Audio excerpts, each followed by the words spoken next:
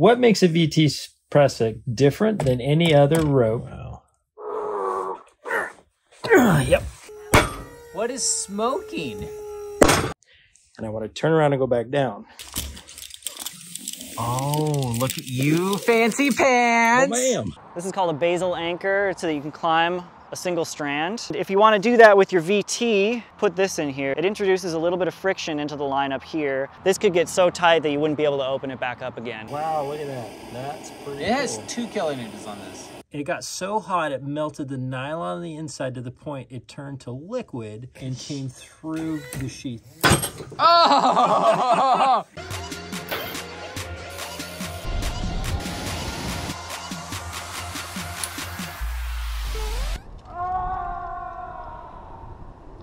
Rich Carlson, back in the day, came up with this idea. If you remove strands of the core out, the rope will lay a little bit flatter. And generally, when you use ropes on another rope in the form of a Prusik, there's this guideline out there that you want 2 millimeters less in diameter size, otherwise it won't grab. Well, it's actually a relationship of surface area. So you can see if I take and I press this, it flattens out and kind of stays there. This gives me a larger surface area. So that's one attribute that makes a VT Prusik by Blue Water different, is that it flattens out. So it gives me a larger surface area, which means I can have a closer diameter matching, and I can get this same performance as if I were to use a smaller cord. What's the benefit of using a larger cord over a smaller cord? Well, that's obvious. One's stronger than the other. So I get a very high strength out of this, and it will still perform the same. And then I make it out of this material called Technora, which has a very high melting point, arguably does not have a melting point. So if I'm using this as a friction hitch, and we all know that friction causes heat, and as I'm sliding down the rope, this rope is dissipating some heat because I'm moving on it, but the heat builds up here. I want a material that isn't going to start melting like nylon would. So again, when you ask me, what am I going to do with this VT Prusik? And I'll say, well, it depends on what you want to do with it. Am I going to travel a long distance and rappel on it to where I'm going to be sliding down this rope with a pretty good load on it? I'm going to want something that isn't going to melt. The auto block that a lot of climbers use as their backup device or their third hand is made out of the same material, because that's what I'm doing. I'm passing a lot of rope through this. So I want a material that isn't going to melt, but these are designed for releasing high loads. So this, what I just tied here, is the VT knot, Welded and Truss, is what this was named after. And what's special about this is it is a progress capture type Prusik knot that I can release under load, which we'll be testing earlier. I'm curious to know at what force can I still release this load under.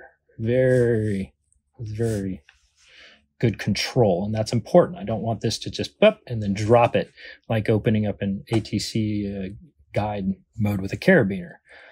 So I want control. And this is not the only knot that you can do this with. And we'll go over a few of those other ones.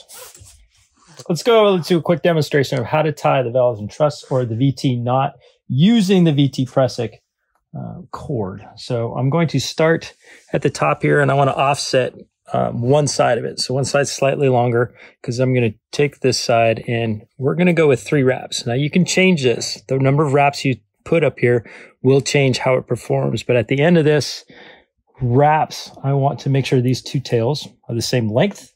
And now I'm going to start my braid. So just going to go front, back, and we're going to go down until I clip these bottoms. Now, the more tightly I dress this, the more grip it'll have. And that's important when I am putting the 8mm VT Prusik cord onto a smaller rope. And that's something we're going to explore. It'd be interesting to see. Maybe we'll all take turns tying this on the same cord and then see who can tie and get this to grip on the smallest cord. Now, the number of braids versus the number of turns up here will change when and how I want this to release. So as this is loaded, if it's too difficult to release, I could put some more turns up here.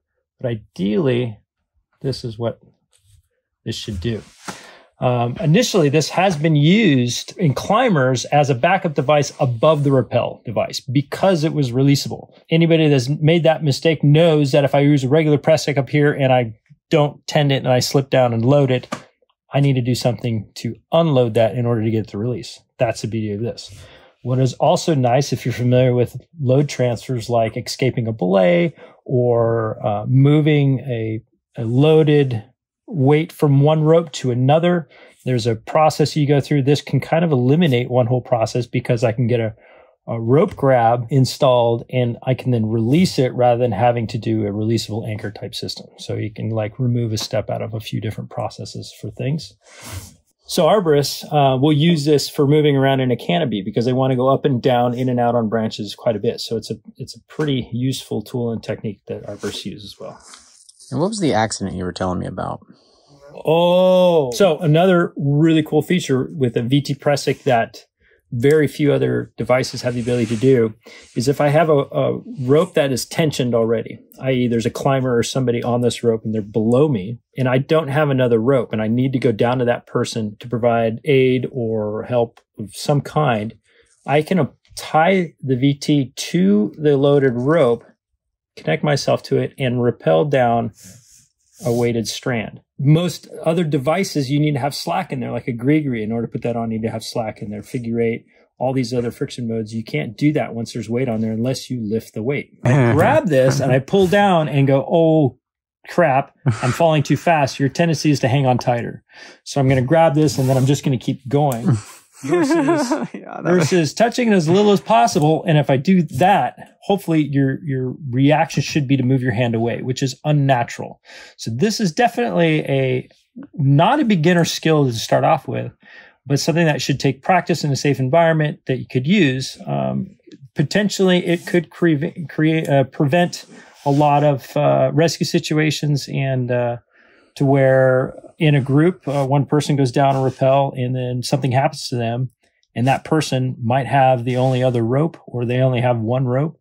And if we could have just got down to that person, we wouldn't have had to spend the night on a cliff wall or something like that. And then you die of hypothermia, not necessarily any other reason.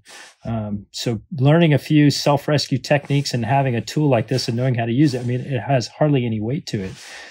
Can prevent a lot of problems. So when I first saw the VT Prusik and when he was weaving that around, I was like, oh, that looks familiar. Did a video on Beal Scapers, and that's basically what they did with the Dyneema sling, except this has a spring built into it with a shock cord, and you rappel off of this thing with all these arrows, and it locks in place until you jiggle it, and then eventually jiggle loose, which takes a lot more than 8, we discovered, which is better than less than 8. But it's interesting, you can do it with a slippery material like Dyneema, whereas this Technora is that grippier? It depends. This will get fuzzier over time. I got an old one here. You can see that the material and this one actually hasn't even been that heavily used. It's just over time it gets like this and you can feel it's a lot softer. Yeah. So this I think is grippier than what this. It's not about is it grippier or not. It's all about the temperature. Like, so this, when you're releasing it, it's not loaded. Theoretically, the only load that's on this is the weight when it's moving, is the weight of the rope. Yes. So now this is You're not generating heat with this because you're not sliding down the rope with this. Right. Yeah. That is exactly what I want to do with this, is I want to slide this down the rope. You want to heat that baby up. Yep. And I don't want it to turn into plastic and fuse to the rope. Yeah. When you were rappelling with the big wall bag and you got a big pig underneath you and that thing cinches down, you cannot release it at all. I've been stuck on rappel before. Why aren't you using this, Ryan? Because I'm not an arborist. I didn't know it existed. You weren't educated. No. Okay. No, I've never done any research, actually. Yeah. So we're going to start with the 10mm rope. So for consistency, we'll go 3 wraps and 3 crosses. Yeah, look, see how it's not sliding yet? We got a grip. Now, as far as force goes, this stuff settles. Like even just me moving this, the rope is settling. That's not settling. I don't think anybody's slipping. It's just this is tightening. So is releasing VT Prusiks a myth? Oh, I guess it's not. Booyah, shakaka.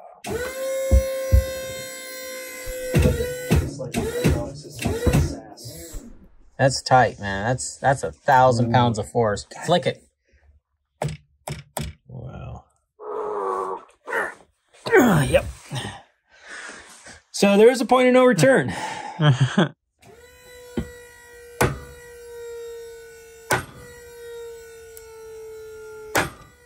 Jesus. Oh my God. What is smoking?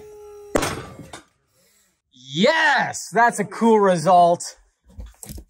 Broken his, it literally grabbed the rope. Smells. Yeah, it smells like we just burnt some plastic. Oh, wow. What shape is that? Let's see. All right, let's do a close inspection. There's the host rope. And what do we got going on here? We have some of the host rope came off on the Technora. Okay, but this host rope is smelly, burnt, crispy. It's hosed. It's hosed. That is, you thought your rope was glazed. Wow. Yeah. But dude, watch, like it went to 5 and then like almost 10, 11 and a half, almost 15, and then 17. My guess is that, yeah, it slipped at 5 and then it started heating up and melting. So then it got grippier and grippier and grippier until it got so hot and fused it finally wasn't sliding anymore. So it became one? Became one with the host rope. Any thoughts, Bobby? If I saw this in somebody's kit, not knowing what I know just happened to it, I would say that I would use it. So you're saying you're not going to use it after we just compromised I mean, it. if you gave it to me, I would use it. What's the bonus lesson for today, Bobby? If you take apart a 9-volt, if it falls apart in your dyno when it gets smashed around, it looks like there is 6 AAA batteries inside. Huh. What's 6 times 1.5? You do the math. I didn't know that was a thing. Wow. Kirchhoff's voltage law. Who says we only destroy things? All right. What do you got for us? All right. So 8mm, smaller host rope, retied. And I tied it. This is an 8mm Prusik. Yep. Or This no, is yeah. an 8mm VT. See right there? 8mm. Okay. And I did 1, 2, 3, and 1, 2, 3 X's. That's 2 kilonewtons. Can you undo that grip? Oh! That was actually easier than I think the last rope was. Yep. 4.1. Show us your skills, man. Oh, yeah. Oh my gosh, that's impressive. I didn't think you were gonna get that. Okay, well, let's pull this thing to destruction. Go.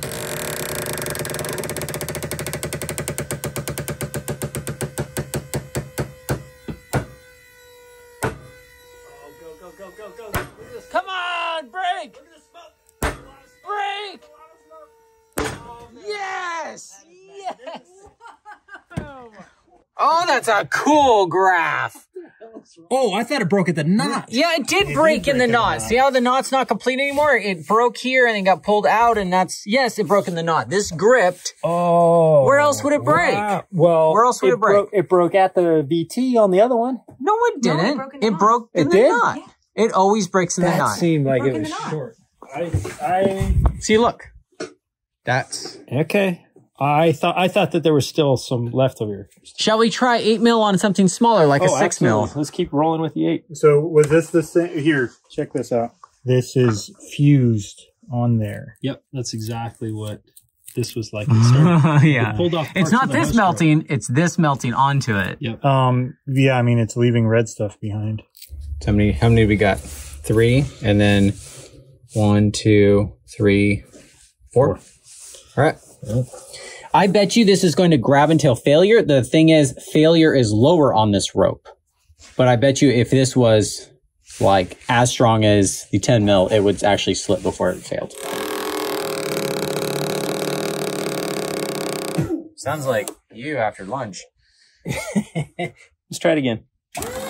It's doing No. You know, I'm going to try tying it again. Oh, you want a doozy over? I want to see if we can get it to grab. All right. Is it the wraps or the weave that hold the rope stronger? 1, 2, 3, 4, 5. And 1, 2, 3, 4. 4 crosses. 5 and 4. Let's see here.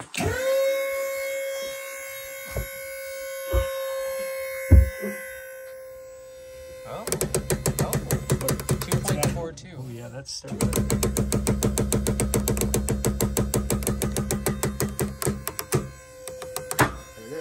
There it is.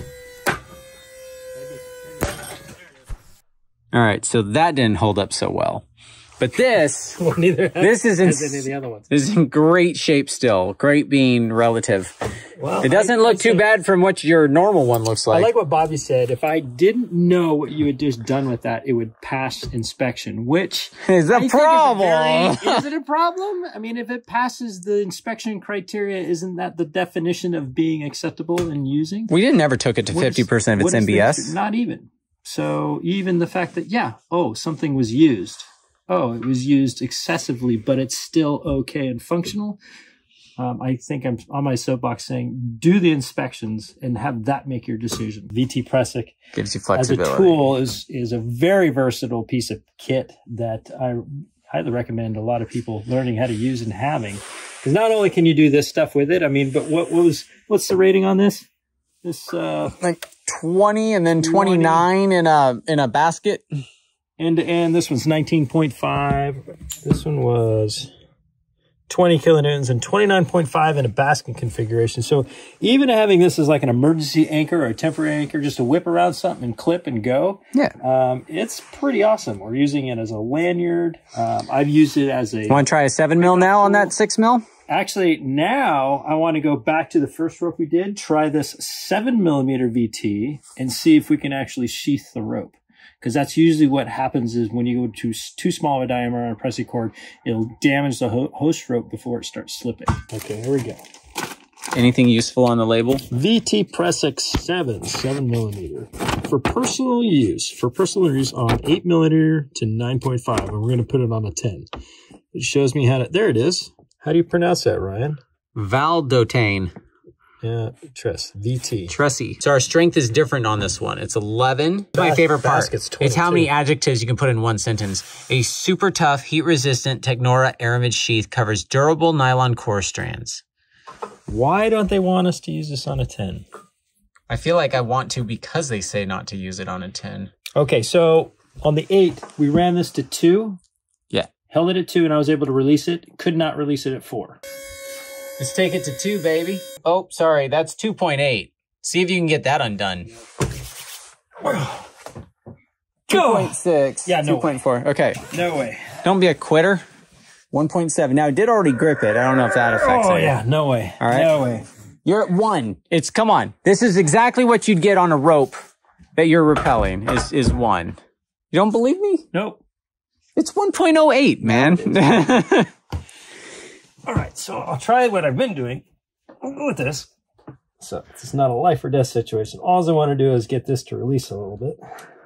Here's a little note to safety. Anytime you have loops like this that potentially Could get a finger? Do not put your finger in there. I don't think this channel should be giving safety tips at all because There's a friend of mine I know that did not heed that advice.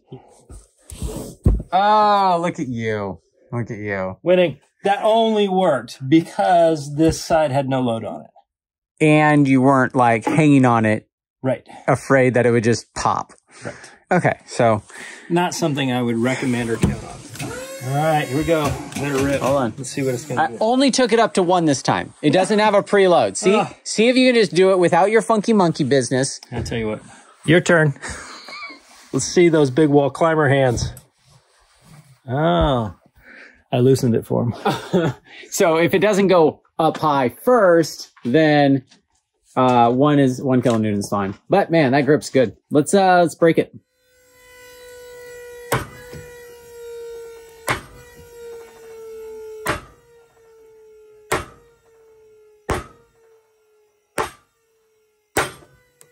Oh, yes, dude, it did what you thought. Yes, yes, yes, yes. Didn't it? It de-sheezed it. Yes, called it. Called it. Damn, that is a cool chart. The first slip was at 7.5, and then just over 10, and then 11.5, Oh, a little over get it 12. now. It's the VT7 because it slips at 7. Oh, that's why That's why. that makes Okay. total sense. Oh, except look at the scrunchie blew up down inside there. Look at that. Yeah. And you can see the sheen on this part, and then over here it's just burnt. That's warm. I'll still climb on it. Definitely. Just flatten out there a little bit. I bet you if you wiggled it. Super good enough for the next test. 8 mil? 8 mil or the Dyneema? 8 mil and then 6 mil in the Dyneema. The 7 mil VT on the 8 mil. So that's 2.02. Try to undo that. Look at that. Nice. All right, let's reset that and pull to destruction. Oh, it's slipping.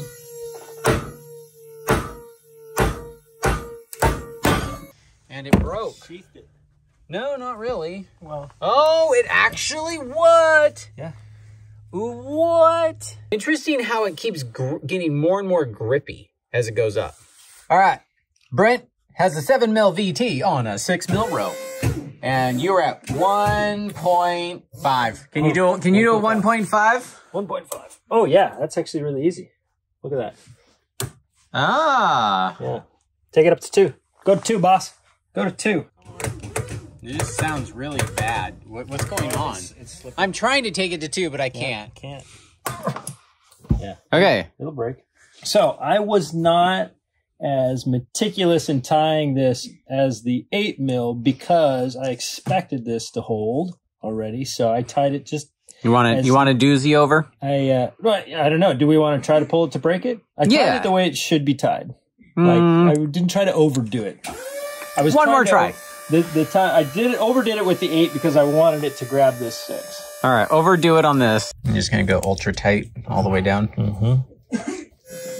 Oh, it's not slipping yet. 2.4. It's just cinching down. 2.3 and 2.2. Watch it right here. You can see it cinch and not slide.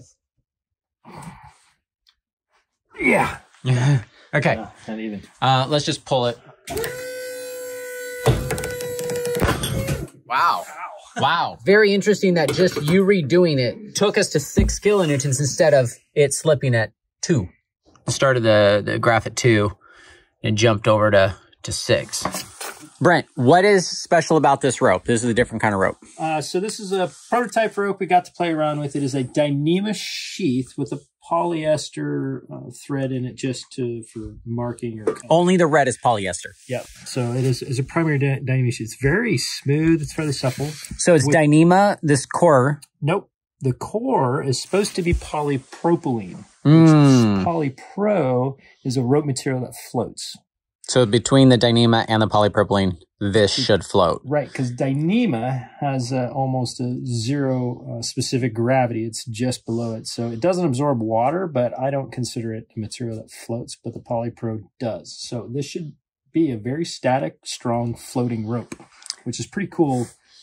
But Dyneema is very slippery. It's got the same coefficient as Teflon. So you are wondering if the VT Prusik's going to grab on this. Right. As well as... And since I already know it's got that challenge to it, low friction coefficient, I think we should go with the 7. Yeah. All right.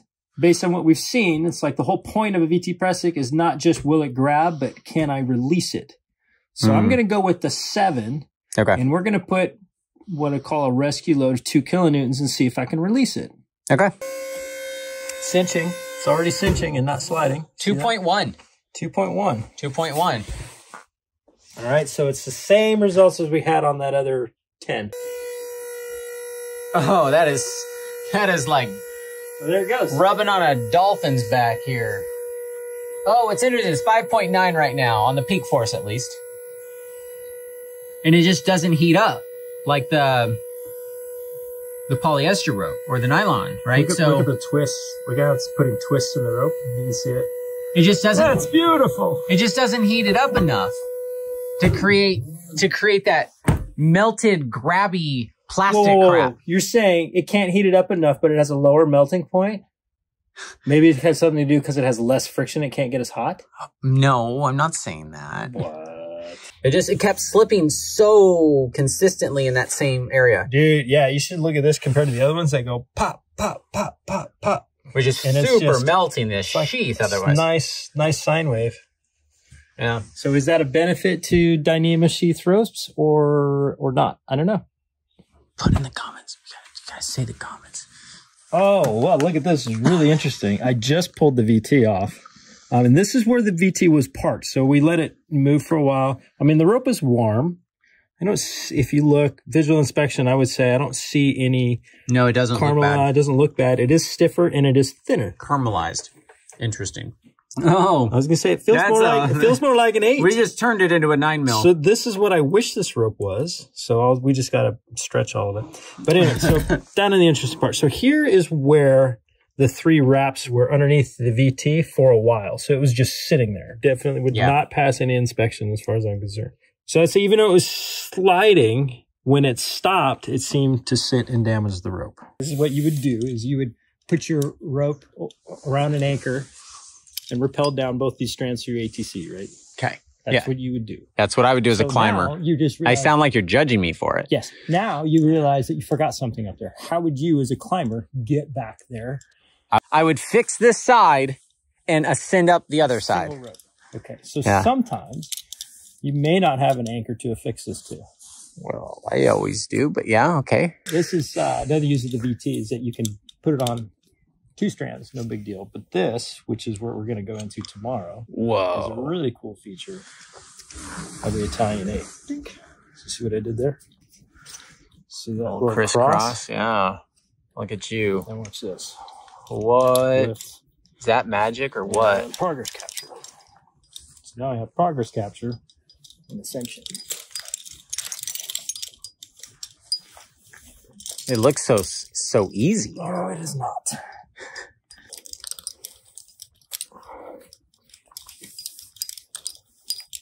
So that's how you go up 2 strands using a VT Prusik and an 8. Now, because it's a VT, what did we learn about the VT, Brian? You're not always guaranteed results. It's releasable under load. Oh, that's right. That's right. I missed the lesson. In canyoning, we like to teach this because if I'm doing this in water flow, and I find myself in a situation where this is no bueno, and I want to turn around and go back down.